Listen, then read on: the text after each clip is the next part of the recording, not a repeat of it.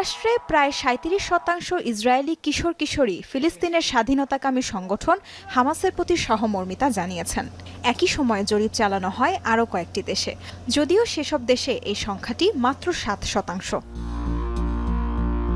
শুধু তাই নয়, ইসরায়েলি বংশোদ্ভূত 41.30% মার্কিন তরুণী মনে করেন গাজায় গণহত্যা চালাচ্ছে তেল আবিব, যদিও বিশ্বের অন্য প্রান্তে এর পক্ষে মত দিয়েছে 10%।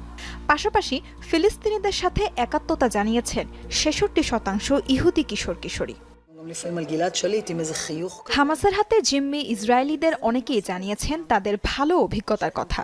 প্রায় 10 মাস আগে মিডল ইস্ট আইকে এক সাক্ষাৎকার দিয়েছিলেন হামাসের হাত থেকে মুক্তি পাওয়া 2 ইহুদি মা মেয়ে।